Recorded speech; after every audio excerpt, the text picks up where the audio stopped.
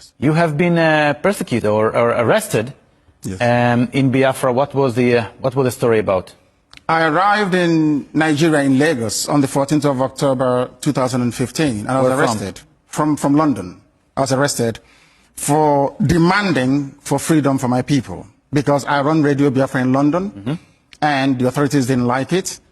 Then I had to go down to, I had to go home basically to see my people, and they arrested me and kept me locked away for 19 months. 19 months? Yes, despite 2 court judgments to set me free. They took me to court, and the court More than a year and a half in custody? Absolutely. And then what happened? Trial. And then they eventually granted me bail with very stringent conditions. When I came out, I continued to speak to my people. I continued to practice my Judaism, my Jewish faith. And one day they came to my house to kill me. The Nigerian army came to my house to kill me. What was it like? I mean, I wouldn't wish anybody to go through it. They killed 28 people in the process. How many? 28 people died. By the attempt to kill you? To kill me, they killed 28 people. How come they killed 28 people and they didn't get to you? Because my people evacuated me before they could get to my bedroom. And then you flew away? Then they took me away and smuggled me out of Nigeria.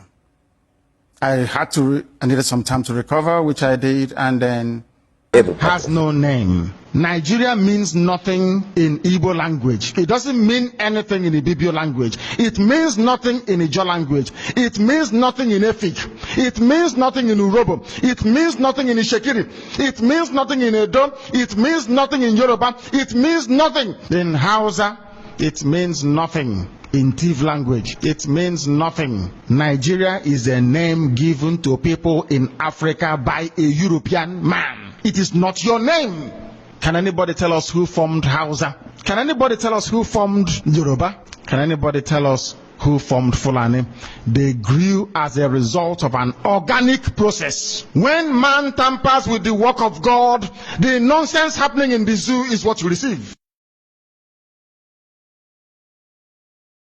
No. When you take the history of Nigeria, from the very beginning, when we were amalgamated, to the very beginning we became a nation, we got it altogether wrong. You bring in people of different culture, different beliefs, different socialization, different milieu, different outlooks, merge them together by force to form a nation. Yes. Thank you very much. Comes back to her because she said no other person. It is not possible. It is not possible. This persecution of the Igbo people, this orchestrated, almost global persecution of the people stops with me. It cannot happen.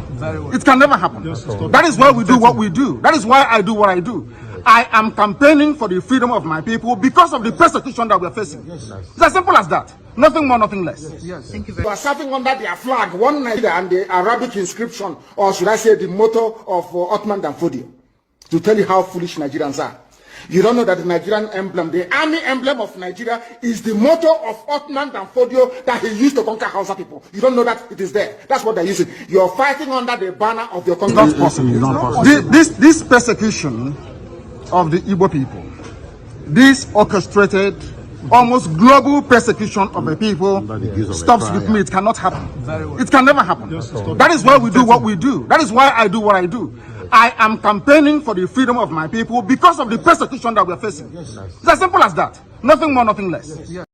The White House Post quotes President Trump's October 31, 2025, statement designating Nigeria a country of particular concern for religious freedom, citing thousands of Christians killed by radical Islamists and calling for immediate congressional investigation into the mass slaughter. This addresses documented persecution, with Open Doors reporting Nigeria accounts for nearly 70% of global Christian murders in 2024, over 4,000 deaths, primarily by Boko Haram and Fulani militants, displacing 5 million and destroying 9,100 churches. Reactions split along lines of support from U.S. conservatives like Senator Ted Cruz praising the action, Nigerian government denials of targeted genocide, and critics highlighting perceived U.S. inconsistencies in Middle East policies.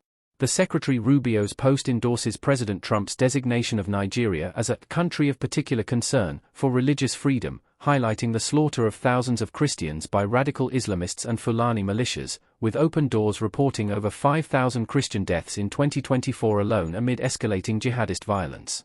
The statement references Trump's directive to Congress for investigation, potentially leading to U.S. sanctions or aid restrictions, as urged by Representative Riley Moore and Senator Ted Cruz, building on Nigeria's long-standing status as the global epicenter of Christian martyrdom per International Christian Concern data. Biafrans and lovers of freedom, welcome to Biafra Battle Cry TV, under the leadership of Motsi Nnamdi Kanu, IPOB leader. Be part of history, every voice matters. Watch as everyday Nigerians speak truth to power and rally behind the hashtag Free Nnamdi Kanu Now movement.